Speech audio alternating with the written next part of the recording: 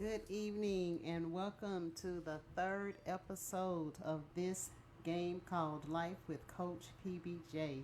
I am so excited to have you here on tonight, and I'm extremely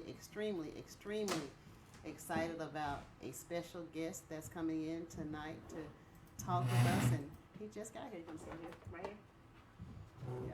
Yeah. My very own firstborn, Trey Burch, and he's joining us as we speak.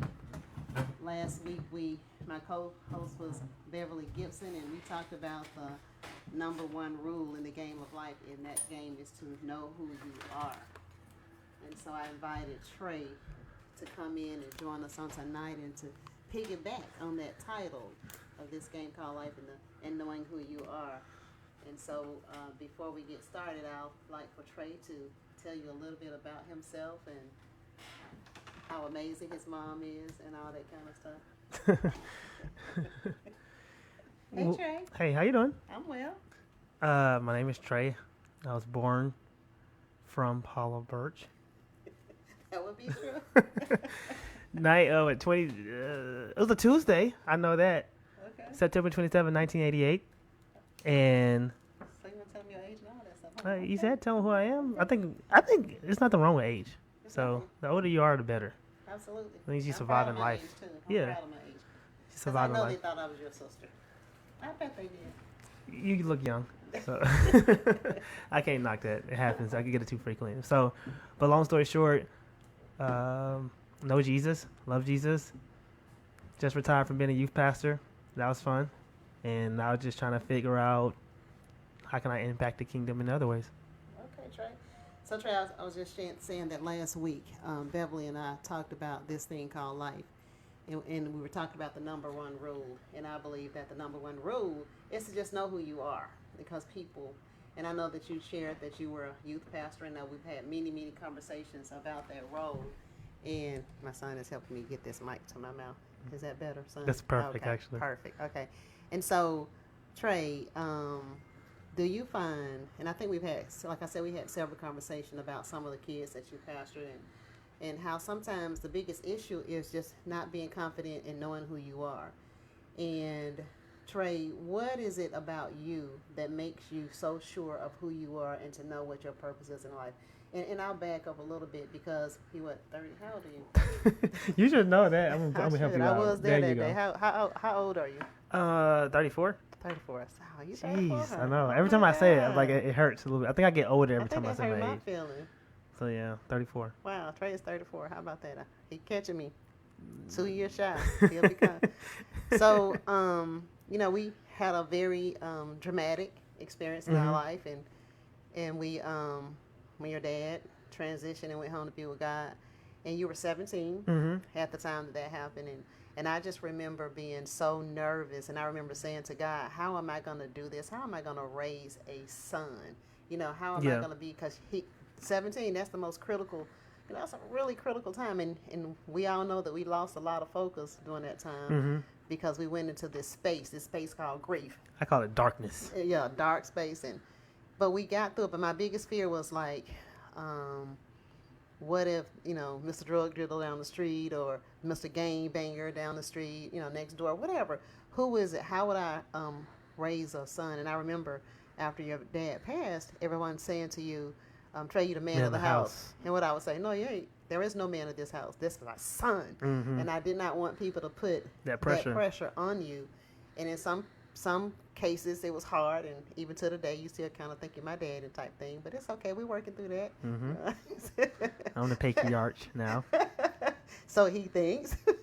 It's okay, man. But Trey, so what is it that about you that made you to survive one of the darkest positions in your life? What gave you the Was it knowing yourself? What was it that kept you moving even after you had that dark place in your life? I think a lot of people don't realize something and the impact of words in a kid's life when they're younger. So like I heard this stat from the children's director at Elevation Point, and she said that you impact a kid for Jesus, you have between the ages of 4 and 14. After that, you kind of like, before that they don't, babies. But then after that, it's kind of like, God gonna have to get them.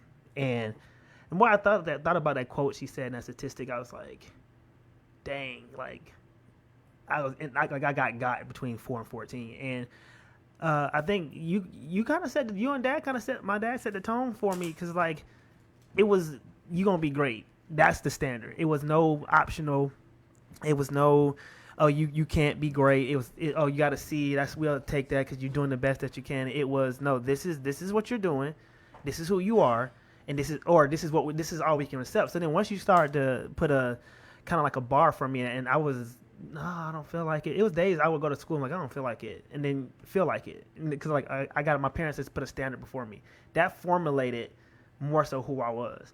So when Dad passed, it was more so like, oh snap, like, and I really, you kind of see like, okay, I already 17, you kind of, I know, like I gotta get, decent grades, I gotta live on what y'all had taught me, because it was so many people who had invested in me from the beginning. So I knew like, okay, my parents already said, hey, it's greatness in me, it takes time for greatness to come out. And then it was so many other people put so much stuff in me, I can't let these people down. Mm-hmm. And so even though I was struggling at some point, mm-hmm. I was struggling at some point. I'm trying to figure out her technology. Come on, I got it. But even though I was struggling at that point, what I started to realize was, oh man, like this is a season, and who you are in a season, a bad season, kind of shows you who you really are. And I think that was a really, like, I think I was more getting unwrapped. I got more gracious out of that season. Like it was just a lot of stuff that kind of developed. I was like, okay, this is the core. My core is I believe in Jesus. My core is a standard of greatness. That's my core. But after that, it's okay. You still got some room to grow and become even further a man that you now you got to become the man you want to be. So after my dad died, it was more so like, okay, who are you now?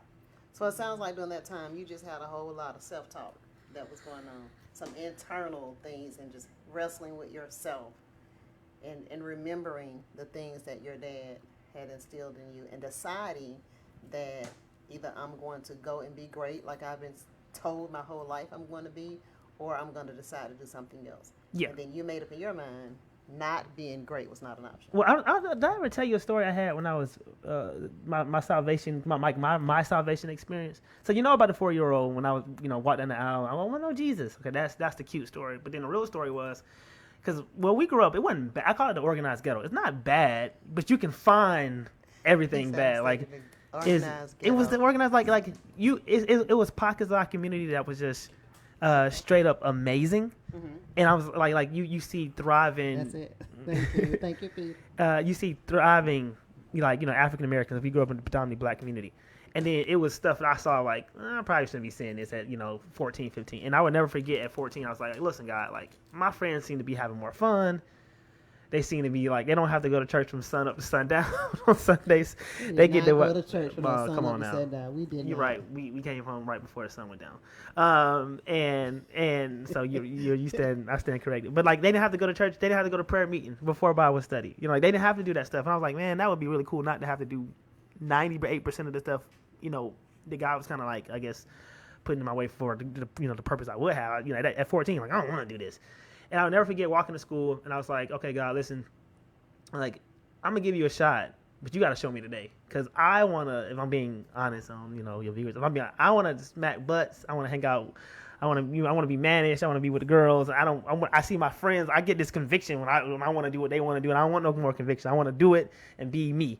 And I was like, God, you got to show yourself to me. It was a Tuesday in October, and I would never forget it. So you got to show myself, because I knew we had a Bible study that night too. So I was like, you got to show yourself to me, or I'm going to just do what I want to do. I'm going to rebel. I was like, I'm going to set my heart on rebellion, because then you ain't real to me. And I think this was the pivotal moment before Dad died that kind of like cemented, you may lean a little bit further from God, but you ain't going nowhere. Like, and I would never forget, like, you used to talk about how like you can see stuff in the spirit and you can feel stuff. When you get around certain people, you get vexed. And I was like, okay, your mom said, mom was just church. And then so I said, God, let me see what I said my mom was like, let me see what you see. Let me feel what you feel about your people. And I went to school. I'm walking to school. It's a little distance. And then so by the time I get to school, I'm like, okay, I feel weird, but I'm probably making this up in my head. And by third period, I was about to call you. Like, I just need to go home, because I felt like I wanted to throw up. I feel like I can hear everybody's conversation, and like everybody was hurting. It was either about looking for love or not getting love, and then people were coming up to me and say, "Hey Trey, I know you know Jesus a little bit. Can you pray with me?" I'm like, it was just like God was just showing me it was a need for young people, and I was like, okay, whatever. That's just a phenomenon. Like I just tried to dismiss it because I really didn't want. Like I told you, I just wanted to rebel. Y'all whoop me, do whatever y'all need to do, but I'm gonna do me. And then we went to church. This was the moment that kind of like changed everything for me. Was I'm sitting there and I would never get. Pastor Kurt was teaching about Abraham and Christ.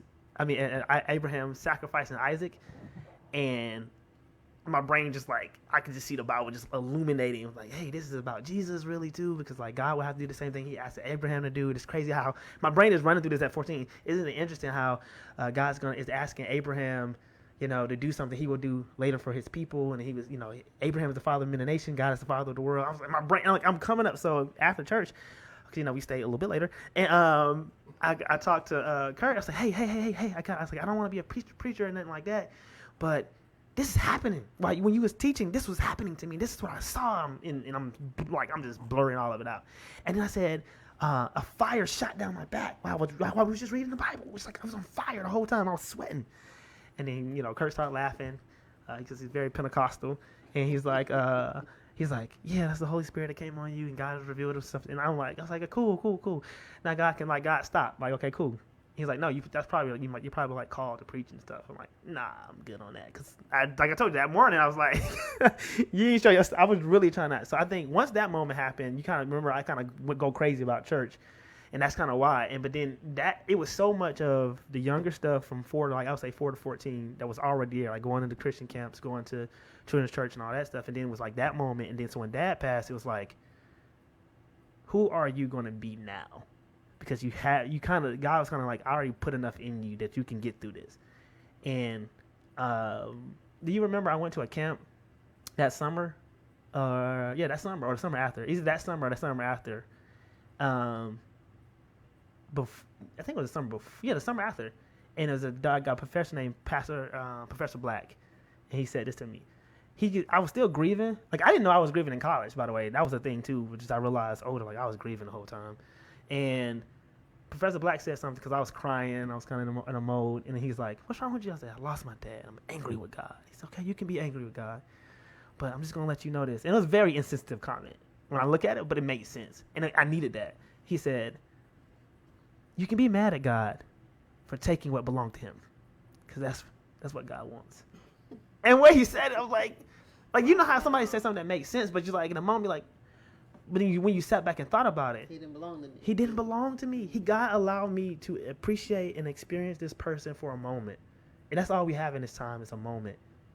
And out of right now, it's 8 billion people on this planet, and you get the people you encounter, your little circle of people, which is probably no more than 200 people max. The average person, that's all the people you're gonna really know. And can you get to meet them? It's people we would never meet that die every day. That's changing their community, that's doing stuff, but you get to experience that person. And I was like, you get to not only experience that person but be from that person. I was like, yeah, I got to. So why not take those opportunities and always be the best version of you that you can always absolutely be, to honor that person and not to sweat the small stuff. And sometimes we make mistakes in this thing called life, and we don't always make the best decision. We bump our head sometimes. But Trey, I remember when you were born. You probably don't remember this, but I don't remember I was born. I don't. But so many people. First of all, I just felt like you was going to be great because I birthed you, and of course, I used to tell you and your sister that all I did was birth greatness, and from birth, that's what y'all were told. And remember, even when you were getting ready to go to school, there was no such thing as a B in our household because I didn't birth B students. 89 punishment. Well, you wouldn't be punished. Okay. But you wouldn't get as much as you would with the A. Or nothing. That's punishment. So, but I know that. And then I think when you're, people just started telling me that you need to protect the anointing on this child. People say that to you? Yeah, about you. And so, we had to pray for Sheena, but they was, we was like, well, Lord, I don't know about this one, Lord, help us.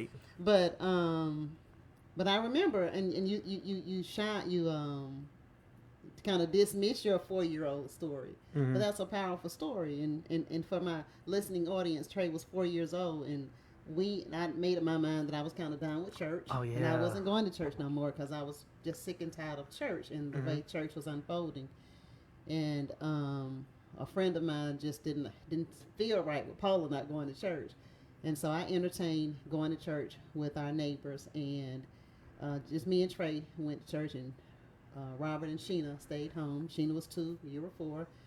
And when we went to church, that's right. And so we went to church, it was just me and you, and Trey took a little truck, and the wheel broke off your truck, and you sat in church the whole time. And Trey's a talker, and you just did not talk the whole time. You was listening, he was taking it all in.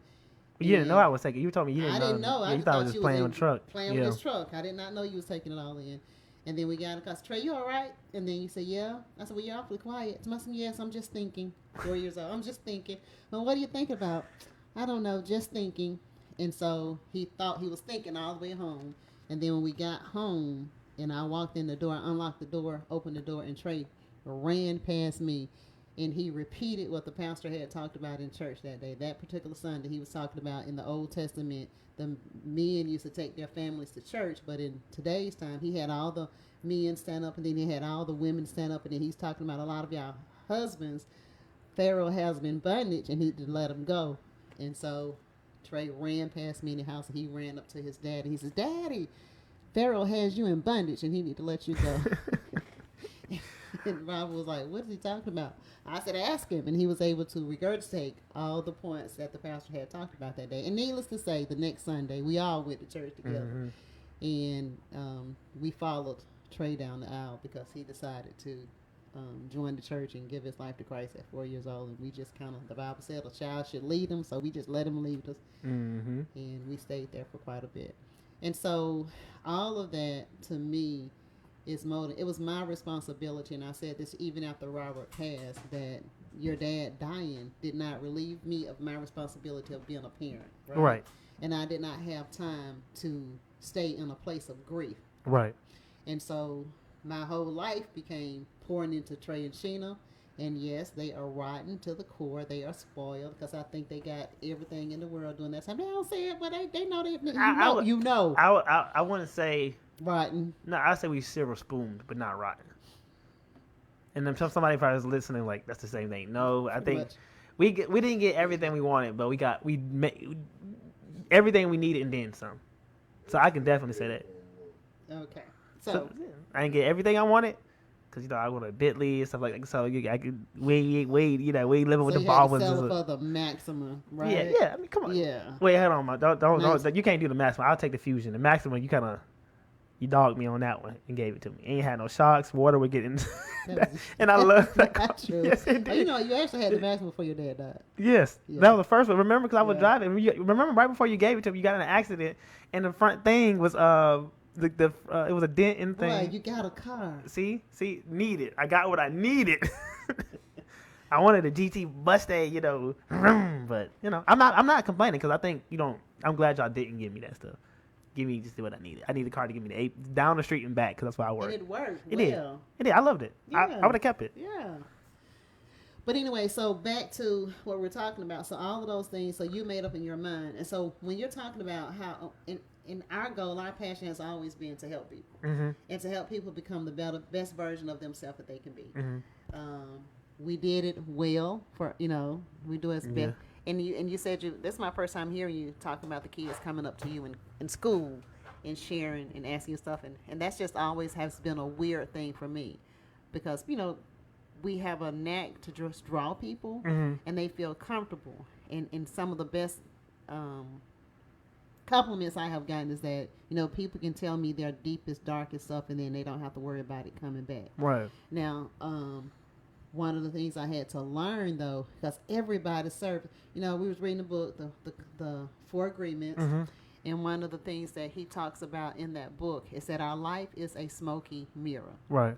And that a lot of times I can look at Trey, and this is a true story. Robert and I would do stuff, and we would look at Trey, we would look at Sheena, and we couldn't be mad because when we looked at you guys, we saw it ourselves. Right. And so we saw that we were raised in little miniature us's. And so So we had to change the way. And one of the things we implemented in our family, and I finally came up with a name for my room. I'm going to tell you about that in a minute. But in my old house, when we were growing up, we had what we call the green room. Now, so Trey, in the green room, we set some rules and some expectations about that room because my role, Tony's role, Robert's role in your life was to help you be a better version of yourself. And a lot of times parents say this, Trey, in using you as a youth pastor and having kids that you, so many different generations of kids that you had to pastor over these last, 10 years? 12 years as a youth pastor. One of the things that bothered me as a parent myself is when parents would say, and everybody's different, everybody have their way of interpretation. But a lot of parents would say, I'm not my child's friend. I'm their parent, and I'm not going to be your friend. And then I would say, well, that just depends on what your definition of a friend is. Because to me, my definition of a friend was that person that I can be open and honest and transparent with, that person who's going to have my back no matter what, that person that I can liberally feel free to share all my deepest, darkest secrets. Well, I wanted to be that person in my children's life. So we created the green room, and in the green room there was rules. What was the rules? Do you remember? Y'all can't get us. We can't get in trouble for stuff we said. Can't get in trouble for what you said, and that was y'all space to tell us whatever y'all needed to say, and we would be open and honest. And would you agree, Trey, that sometimes y'all would request a green room conversation and knew that you was getting your getting off the hook from getting beaten? Yeah, that moment. Yeah. So the green. Yeah, like I think. It's a happy medium because I've seen in my tenure both. I've seen parents who like too much friends, and the kid lean on me for discipline. Like hey, you're mean to me, and or you're stern with me in here. I won't say mean, but I probably am mean when I'm being stern. But like you're stern on me, and you give me boundaries, and I appreciate that because I know you really really care. Because when I go home, I can do what I want to do. Right. And I was seeing kids who like, I'm only telling you this because I know my parents will probably kill me.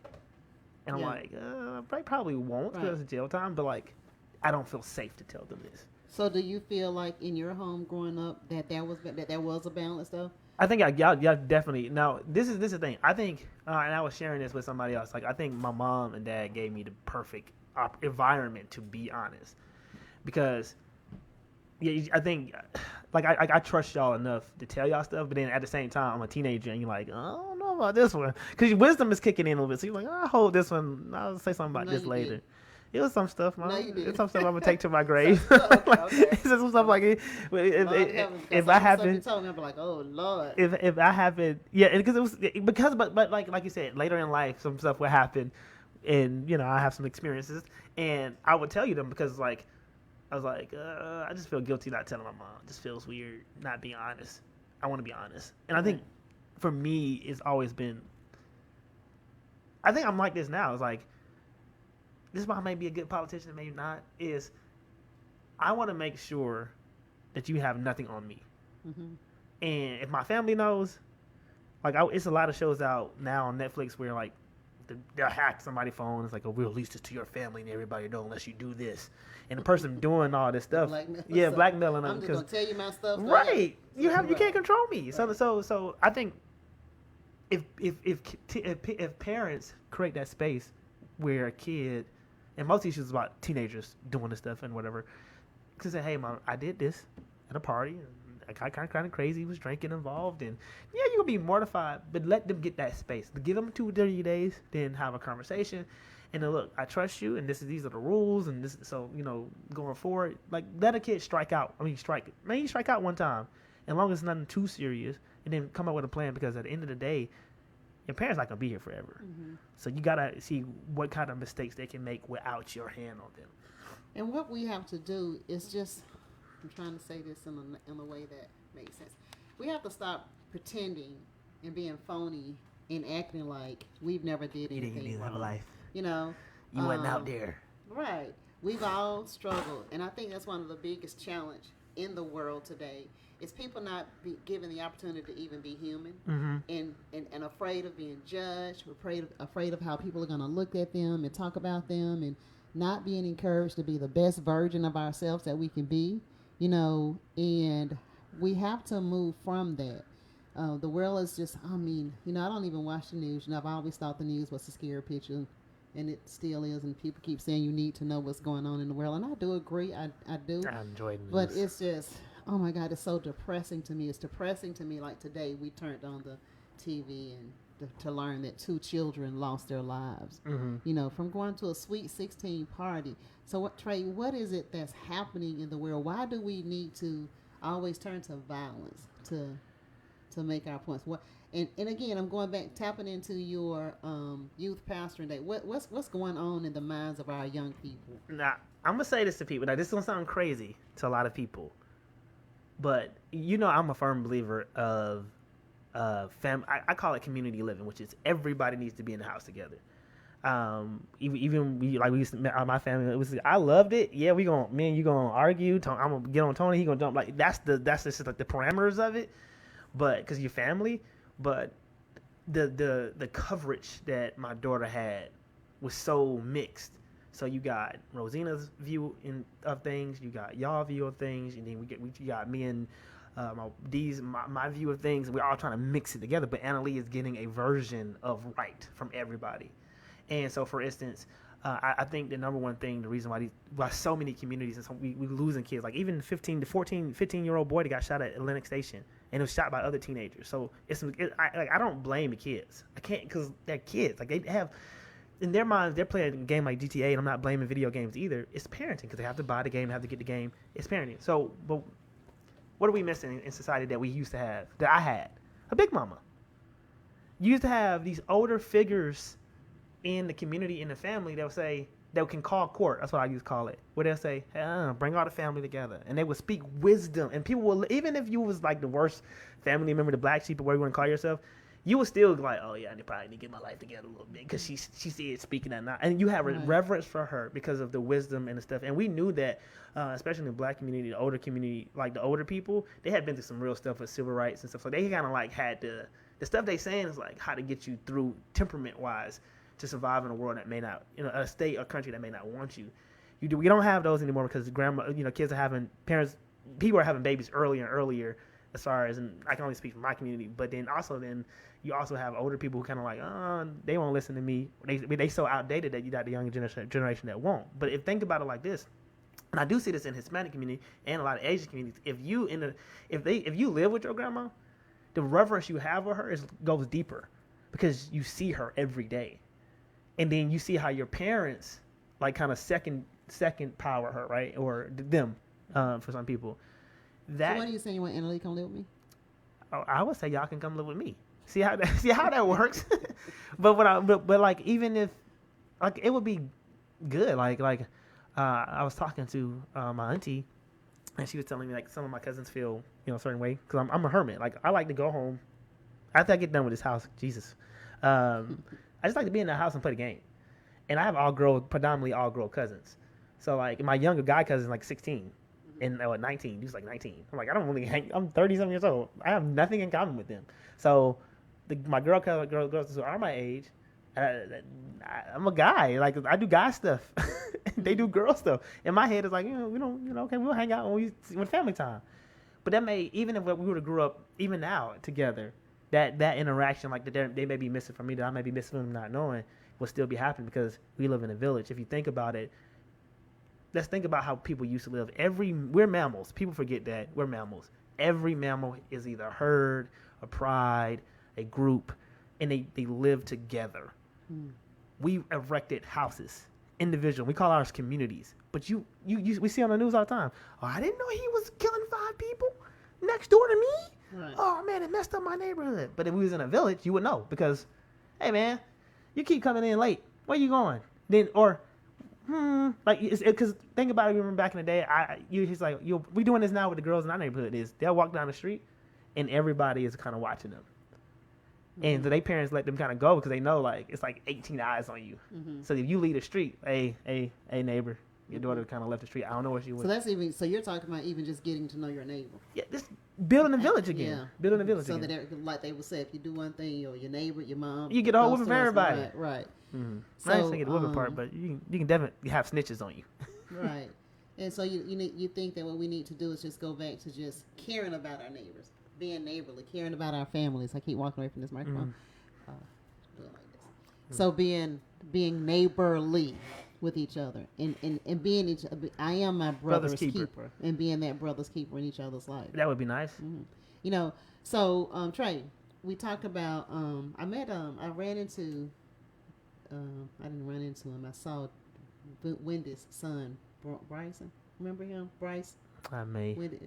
And he's all grown up now, and he's 25 years old, and just talking about where his head is and what he wants to do now, and he's ready to, he was talking about renting a house. We were talking about buying a house and giving him, and I talked to him about how what was it, 23 years old? 24. I started the process. I finished it in 25. You bought your first house when you bought your first house, so he's around your age when he's looking at doing that thing too. And so sometimes when each one reach one. And sometimes when we do these things, we have to go back and, and I'm good for that. When I find something on sale, I am not that girl who just want to be the only one who have this outfit. If I find something I know that you want it and you like it, if I can't get it for you, I'm going to tell you where to get it. Right. Remember when I first, we first moved in our home, you may not remember this because you was young, but I wanted everybody who lived in the apartment to go get a house too. And I wanted to show everybody, because every time God did something to me, I want to help people. And we've gotten away from that where we want to help. Now it's like, I got mine, you got yours. And we're never going to survive in this game called life if we don't learn how to be my brother's keeper, to be my sister's keeper.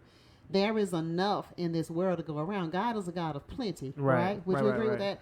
And so it's enough. What y'all say? What's the phrase y'all know? It's enough out there for all of us to eat. Right. Yeah. But if I get hungry and you say that I'm not eating, then it's your obligation, and obligation is maybe not the right word to use. You should just care. You should just care. Like, I just don't. I think a lot of stuff, especially when you're looking at the numbers of how many young people now are committing suicide. And that's bad. And a lot of them will say something of this nature of, oh, I just, like I hear kids, tell me stuff like, I just don't think nobody cares about me. I'm like, I always tell my kids, well, there's one person who does. And if you, I will be there. And so, Trey, how do we help people to, because I remember me and Tony been talking lately, and I've been listening to this book. What's the lady who played in Woman King? Viola Davis. Viola Davis. My God. She's got a powerful testimony. I'm just really enjoying that book. Viola, I'm enjoying your book. Y'all go get her book and get mine too. Mine's just out too. But get her book and just read it. It's just really powerful. But there's something in that book, in the first chapter, maybe the second chapter, I don't know, that she said that has really been leaping in my belly since she said it. And that's Will Smith asking her, "Who are you?" And then she was like, what do you mean who I am? And then Will Smith says, well, I'm that little boy whose girlfriend broke up with him. Then she realized that she was that little girl who ran for her life from the little bullies that was trying to beat her up when she was a child. And so a lot of us, the things in our childhood mold us and make us. And I'm like, well, who am I? What is it, that thing about my life that has molded me and shaped me, and that's sitting in the back of my unconscious mind that shows up at unexpected times, that makes me respond to different things? That's like a trigger for me. What is that thing? And so I was sharing with Tony just the other day. For me, it's that thing. It's I thought it was, you remember the report card story? I thought it was that where I wanted the attention that my sister got. She got the F's, and my mama celebrated her 1A because I made 6 A's, and I wanted to celebrate, and I couldn't understand that. So I went back to school and deliberately didn't do any work so I can get a deficiency. And you got in trouble. And then I came home. No, I didn't. That's the thing. I came home and I was excited about the deficiency. And I was like, Mom, look what I got. Because in my third grade mind, I'm thinking, well, maybe if I get a bad grade, then we'll go out and get McDonald's for my bad grade. I was a child, thinking like a child, but what I wanted was that attention. And so when my mom looked at it, she was like, Paula, you know better than that. And I'm like, that's it? You was going to tell me that? And when I became grown and brought that situation up to my mom, she says, well, what did you expect me to do? To whoop you for that? I'm like, well, no, I didn't want the whooping, but what I wanted was the attention. Yeah, hello. But I remember making up the decision in my mind from that point, I'm just going to celebrate my A's myself. Right. And I didn't need that. And so I said I didn't need it. Of course, you still desired it. Yeah, words of affirmation, attention. Right, but when I didn't. But I thought that was going to be the pivotal moment. So what was the pivotal moment then? It's I love my family. Don't get me wrong. But when you go into our family and they hadn't seen you, it's never, hey, how you doing? You're just doing so well. You're looking so good. That's not what you got. No, that's not. Does my any God. family do that? I don't know, but we need, because you don't know the damage that you're causing kids if you just can't affirm those children. If they can't get a firm affirmation of who they are in their home, then where are they going to get it from? Right. And so it was always girl, you too skinny. Girl, you too fat. Girl, your voice too squeaky. Why your hair like that? What you got on that for? Your knees not. So they go to Joni you like, immediately. Oh my God, yeah. I guess that's what you would call it, huh? They was roasting you on site. Right. And it's like, can I get a hello? Can I just finally get a good to see you? Mm-hmm. And I know that they didn't mean it. It's just the culture. It was just the culture. Mm-hmm. And we have to sometimes, when it comes to Anna Lee, I get protective. Stop saying she's bad. You started that. She's not bad. Right. She's what you say? She's energetic. She's energetic and curious. she's very curious. Like she's not nosy. She's curious. She's trying to figure it out. Yeah, she's learning. She is learning, and so we began to label her even now. And so the other day when I had her on my Friday, I literally grabbed her by the cheeks, both of her cheeks, and I looked her in her face and I said, Anna Lee, you are kind. You're kind. You're smart. You're important, and you're enough. Mm-hmm. And every time I would do, and you're enough. When I tell you, she just loved that, Trey. And I kept saying, so at first I was saying, you are. Then I started saying, say, I am kind, I am smart, I am lovely, and I'm enough. So I did her and she was just cracking up. She thought it was the funniest thing. And then when I stopped, she walking around, I'm kind, enough. She's trying to say, she's humming it. Right. Yeah. She couldn't get the words out, but she had the. And I'm like, wow. So I'm like, every time I see her, I'm going to remind her that she is enough. She is kind. She's smart. She's lovely. And we have to begin to tell our young people. And even if it's not your young people, just tell the people that you care about. It does not take anything to look at people and see what's wrong with them. But it takes work for us to look at that person that we claim to care about and look at the good things about them. And so make it a habit. And I want you to do this to the people around you, especially to me. I want you to get in the habit of every time. I can't wait. The next time I see her, it's like, girl, you losing too much weight. No, you can say that. I don't care. Okay. Now it's a compliment. But back then when you was like, see, back then when you was skinny, I'm assuming. Oh, I was skinny. So then you didn't like it because you wanted to. I guess you wanted to gain weight then. I mean, I really just wanted you to not to talk about my features at all. Right. I don't want you to see this build up. Just see me. Right. See beyond this outer shell. Right. So much more than what you see. Right. In this shell that I'm in, because I'm not this shell. Right. I'm so much more than this 36, 24, 36. I'm so much more than that. Oh, you singing a song? I was like, come on, Mom. Come on. I had to. That was the song lyrics. She's a brick. She's a brick house. I am that. Shout out. But I'm so much more than that, though. Yeah. We're so much more in the outer person. And sometimes, I told you Beyond the Lights was my best movie because in that movie, this lady was suicidal. And he said, I see you. And that's what everybody wants. I want you to see me. Right. I want you to stop. Don't see my imperfections because they are there. Right. But just see me. Absolutely. And so when I say see me at the core of who I am. But in order for people to see me at the core of who I am, I got to first understand who I am. Right. And that's when we have to, Beverly and I talked last week, we have to peel back so many layers of what we have become because of what the world has made us. What you call it? Gunk? Yeah. It's like when you're doing, like, for instance, this table, as beautiful as it is, this is not the wood. The color, they don't make no trees like this. Right. There's this thing that's been lacquered, polished, and looks beautiful. But if we wanted to get back down to the wood, you have to spray some stuff. You have to sand and it. Scrape. I mean, you got to scrape it first, get as much as you can, then sand it to get it down. And this one, like how glossy and beautiful this thing is, it will be literally a process. And a lot of people think, it's a book I read. I started to read. It's so dense. But the first 2 chapters were so good, and I was like, man, it started getting to the science. Like, I don't care about the science. I just want to care about the meat. And it was like, you're attached. And it was saying, it was doing a study about kids between the ages like 0 and 1.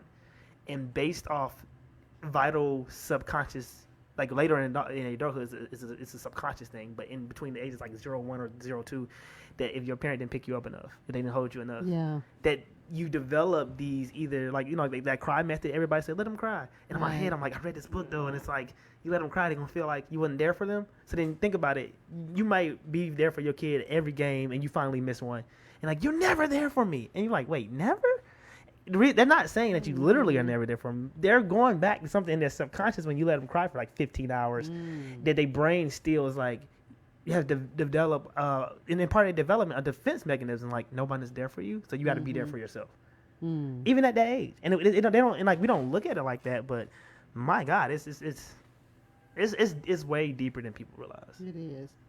And so, in order for us to live in this world, we have to. Because I really do believe. Trey, do you believe that the world has a chance? You know what I mean?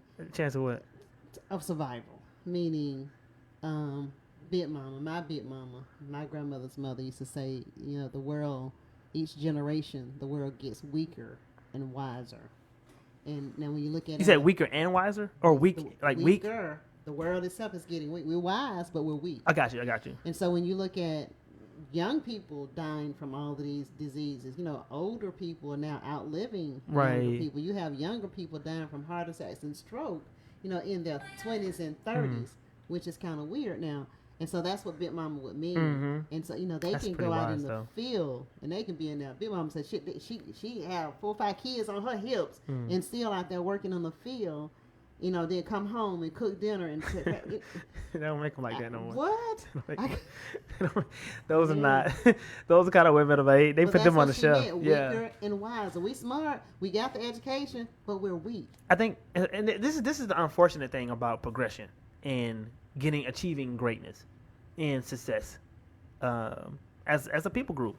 So think about it. Like we were probably life expectancy was shorter when we just walk in and trying to find out how to get to point A to point B, because we was in danger of everything. The world was trying to kill us at that point, lions, whatever.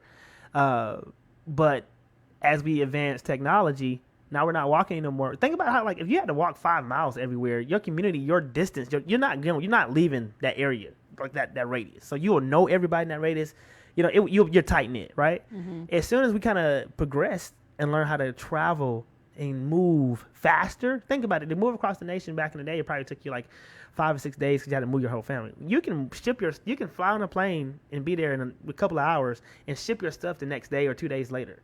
So like it's like when you add this stuff in, to your point, it makes me literally weaker because I don't have to lift. Because Siri is really messing me up because she spells for me now. Oh, what? You remember this? Before cell phones, you had to remember people's numbers. Yeah. And you could do it. Like you had at least 15 people with numbers memorized. Bam, and they can say them. Now you barely know your own phone. And watch this. I remember my dad's phone number I'm not gonna say it because I don't want people to call it and like, oh, somebody else got the number now. But I still remember it because that's one of the numbers I had to remember as a teenager and as a kid who didn't have a cell phone. Like I gotta call my parents. Hey, these are the numbers. And now we can't do any of it. Mm-hmm. We can't do any of it. And I think that's the crazy part about all of this is you're at a point where you're like... That goes back to the weaker and the wiser. So that statement goes technology so true. Is helping, but it's also hindering. And also, man, my dissertation about we've that. said sometimes when you go to a restaurant and people are sitting at the table, nobody is talking to each other. Heads down. Everybody's head down and they're in their phone. And so we have to really be intentional to say, put the phone down. My brother, Perry... He said the other day, I called him at 7 o'clock, bless his heart, and I didn't get an answer. He didn't call me back till the next day. And Perry said at 7 o'clock, I turned my phone off. PM? 7 o'clock PM. And he said he don't turn it back on. He said he turns all that technology and stuff, he turns it off. Give your mind a break. So he can give his mind a break. And I'm like, wow, Perry, yeah. Mm-hmm. And you be thinking, well, what if somebody needs me? What happened? You see me tomorrow. Ain't nothing I can do. There's nothing I can do about it. Like if I say right now, you in your house and you run every life, you call me.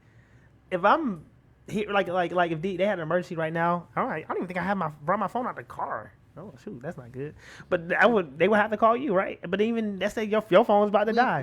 We'll figure it We out. have to figure. We'll arrive when we're supposed to. Right. People, I think, FOMO was a thing, fear of missing out. Yeah. And now because of technology, we're weak because now we can't stand. Like I think that's why this cancel culture that we in is so sensitive. Like you can't now if you're trying to learn something like I don't know about.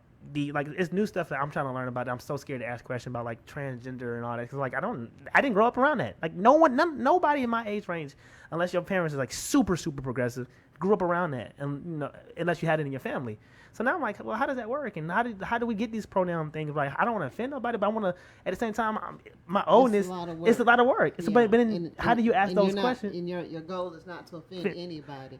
But seeking to understand so that you can be understood. But when you're so sensitive, when you live in a sensitive culture, one question, like I always tell some of my black friends when I have a conversation with them, like, my white friends have questions, and I got to keep the space open for them because they didn't grow up like we did. Mm-hmm. And if I don't, now they going to just, whatever idea or news outlet tells them, they're going to stick with that idea. Mm-hmm. Because it's like, I can't ask Trey because I don't want to offend him. No, ask me, offend me, so I can tell you why it's offensive, and let's grow together. I don't have to be like, let's die. Like, you gotta die, cancel, or whatever. And do you really have to even be offended? Like I told you, the most liberating, I don't know if I told you, the most liberating point I came in my life is to realize that I did not have to have a judgment about anything. Mm-hmm. And that I can just accept people for who they are as people. Mm-hmm. People are just people. And we're all in this world together trying to survive. And I don't have to have a judgment about your life. Right.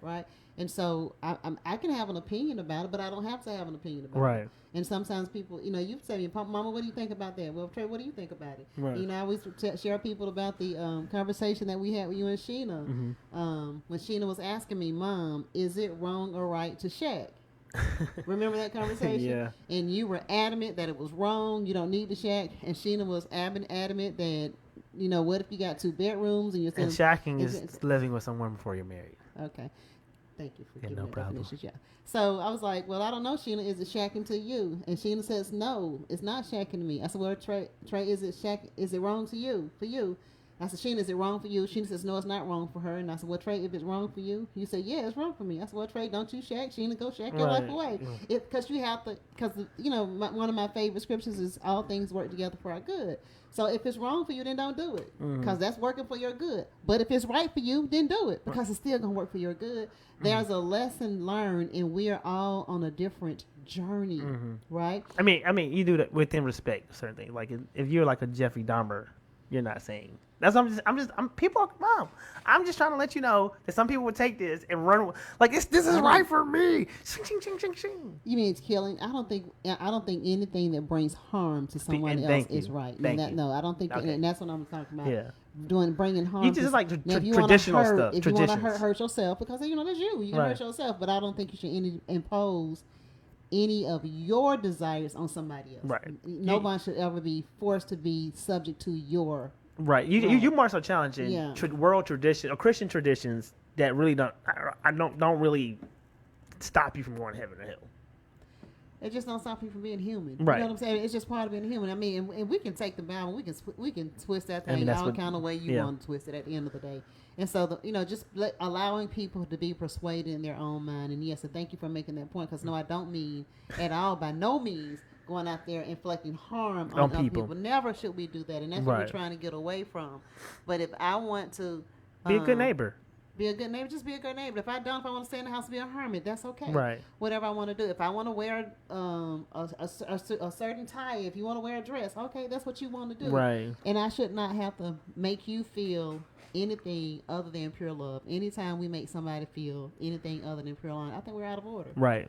And so I think that we should allow people the space to be who they are and to discover who they are. Because the reality is we don't know who we are because we become what this place called the world has made us into. Mm-hmm. And so to get past that, and it's so funny because whenever I'm coaching a lot of clients, everybody got their opinion. Well, I don't think that when I'm looking at a marriage, it should be like this. It should be, when me and Tony decide to give this thing a marriage to try, when one of the conversations, well, let's set the rules for our marriage. Mm-hmm. What do we think is going to work for us? and what and, and it may not look like nobody else's marriage, and it's okay because it's working for us. Right. So we have some chores, we have some stuff that we do around the house. Tony does the laundry. Thank God, hallelujah, when he do it. I don't like. You know why he came to do the laundry? Because he can fold better than me. Mm-hmm. He fold like he works in a department store. I fold like I've never been in a department store. So we can get more stuff in the drawers and stuff when he does laundry. So he does that. And then I take care of everything else involved in the house. He does outside. So we just stuff that works for that us. works for you. Like one thing I'm learning in marriage, and like I tell people this all the time, and people are like, oh man, you just don't like marriage, or you just haven't found the one, or they say weird stuff like that. I'm like, no, you don't understand what I'm saying. Is if you don't think marriage is a roller coaster of trying to figure out what this like you have another human being who thinks differently than you do. Mm-hmm. That is marriage, and it gets interesting because that's what you do. Like you get married, right? You say, hey, you're in love, you liking each other, whatever you want to call it, and you say, I'm gonna get in this ride with you, and you watch this. You don't know this going into marriage. Mm-hmm. I didn't know you was gonna scream the whole ride. Right. I didn't know I didn't know you was gonna vomit like this, and you're like, now, but I'm strapped in, and if you value the commitment, it's like I'm in this with you, but you're gonna have to learn when we go up these hills, when we come down, stop screaming, please. Right. And then watch this. It may be like you sitting here like, and she looking at you, and you're like, please don't throw up. Right. You're like, but I got to. This is my season to do. And so marriage is consistent work, and like to your point is our format. You may take bits and pieces of it, and it may work for you, because you still got to accumulate, work for y'all, because people are like, we in a situation where like life where people look at Beyonce, Jay-Z on Instagram. Oh, they look black. They got so many different stuff like marriage life, and people are looking so happy, and people are trying to like emulate that. I was like, no. That's cool, but we have no idea if they argue for 15 minutes before this video. We have no idea. We shouldn't highlight of whatever they doing. Right. Right. They might that's why people be like, I never understand why people be so shocked with these big name couples like, oh my God, they got a divorce, I can't believe it. I'm like, because nobody knows what's going on and marriage is definitely working both parts, and we didn't have time to do it tonight, but I was going to talk about relationships. I see it on your paper. I was like, were we supposed to use this paper? We're going to talk about relationship, but we just went in a whole different direction, and that's okay. Mm-hmm. But relationship and learning how to live in this world with people and getting along with people, and marriages work. And what we always have to understand, we have different upbringing. Yes. We were raised in different... even if you're the same skin color. Listen, even if you're in the same house. Right. You can even be in the same house and have different experiences in that same house. Me and my sister, we talk about this all the time. All the time. And me and my older sister, so many things that happen, we just said no. And so, but when you're raised in two totally different environments by two totally different parents with two totally different education, and regents. Me and Sheena, talking all the time. You talk all the time about the Southwest DeKalb education versus South Carolina education and all these different things that we talk about. It's totally different. Tony drove a school bus at 16, right? Which is crazy, illegal. Right. Like that has to be illegal. It was illegal here, but there's so many different things in our upbringing that we don't understand, and so the marriage should be an experience of getting to know that and having the conversation, having that conversation without saying, Trey, the way you was raised was wrong. It's just like, oh, wow, that's an interesting concept. But look, Trey, we've got 6 minutes left. Okay. So before we go, tell people how they can get in contact with you, or any last comments or things you would like people to know about you, about life, about any point. If you could tell our listening audience one thing to encourage them on today, what would that be? I think this is kind of my mantra this year is just keep ascending. And it's this thing like, where we, as a person who kind of like had some kind of level of success personally for my goals, like I don't care what other people say. Like I said at 16 I want to be a youth pastor. I did that at 22. I said I wanted to buy a house. I did that at 25. So I was like, when I set a goal, it's like, dang, I'm always hitting my goals. So I have the reminder, hey, don't get comfortable here. Keep ascending. And if you're one of those people like, hey, I don't really reach my goals, but just keep pushing towards them, because get a new goal. I wouldn't even say get a new goal. I would say some goals based on how high you set the bar, or whatever the case may be. Like for us, growing up, getting an A was kind of easy. We kind of just, I don't know why, it just was. But for a person like, man, I need to get straight A's. Okay, if that's your goal, then you need to understand the requirements for you to keep ascending, which means you can't not study, or you can't, like, I could not study and get an A. You might not can do that. You're going to have to do whatever it takes to keep ascending to reach your goal, and you might understand the maximum effort to do that. I'll give you an example real quick. I have a mentee. I said, hey, man, we trying to work on this life. And I said, hey, man, what are your goals? He said, I said, are you still going to the military? Are you doing this? Well, like, what are you doing? Because you kind of run it in place right now. And he said, I want to be an electrician. So, Justin is an electrician. I said, Justin is doing some work in my house. I said, look, you need to, on your off days, you need to be here when he's here. Mm-hmm. So that way, I said, stop waiting on school. Stop saying I'm going to wait to do it. I said, no, come learn now. Because you can now, watch this, you can ascend towards a goal free of charge, because he's going to teach you for free because he loves his craft. And now you can grow in it without paying a dime. So we always learn what you can. Yeah. We always, YouTube, how you can. YouTube University is like one of the greatest things. Some people are just so happy to share knowledge. You can do literally all things. I'm not even saying through Christ. You can literally do all things that God equipped you to do that. Just keep trying. And a lot of people give up right before they're about to reach it. Trey, for me, trying is a curse word. Well, because I don't encourage people to try. Just do it. Well, that's what Yoda would say too. Yoda would say, there is no try, just do. Just do it. But do something. I'm just saying do something. Do something. Because like if you want to be a nurse and you're like, man, I just can't afford school, you're already discounting the goal. You're not ascending anymore. So, but you can pay learn. attention to the thoughts that you and the words that you're speaking in your mouth. You can still You said I set a goal to do this at a certain age, be a youth pastor. At 16, I set that goal. By 22, I was there. I set a goal to buy a house. At 25, I was there. So set your goals and don't allow your mind to give you a way out. And be willing to sacrifice. Because I didn't go to, like, I was at 20, like, people don't realize this. At 25, I wasn't going to the club. I wasn't spending my money like crazy. Like, I was like, this is the goal. So when my friends and stuff were going out, I might go out sometimes, but like, nah. But so how bad do you want it? Yeah. Right. That's good. Yeah, for sure. So keep ascending, Trey said. To keep ascending. Keep doing it. And I'm just going to remind you that your life was not written in pencil. You cannot erase the mistakes of your past. You cannot erase the thoughts that you let come to your mind. You can't even control the thoughts that come in your mind, but you don't have to let them stay there. Don't let your past override your future. Don't let it. Stay right here in the present. Enjoy everything that's happening in the now. Know that you were built for this, whatever that this is for your life. Know that you're great. Like I told you, Trey became great because I spoke that into his life. Yeah, every day, a lot. I'm still speaking. I got to speak some different stuff into his life now, but I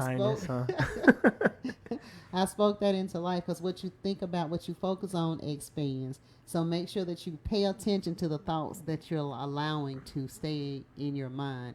And I just want to encourage everybody today to just be intentional about saying nice things and encouraging people. Nobody needs to be told the bad stuff about them. Trust me, we already know our dark side. We already know our bad things. But we're in a society where we need to hear more. Real quick, Trey, in the 2 minutes that we have left, where can people find you at? You can find me on Instagram for the most part, RT Burch, Facebook. If you want to watch some of my YouTube preaching videos, it's on YouTube. Just type in my name, you'll find me. Okay. But yeah, you reach out, you reach out, you DM me. I'm in there. All right, so it has been a pleasure talking to you today. Thank you for this third episode of this game called Life with Coach BBJ, and we will see you guys next week. Make it great. All right, peace. Bye-bye.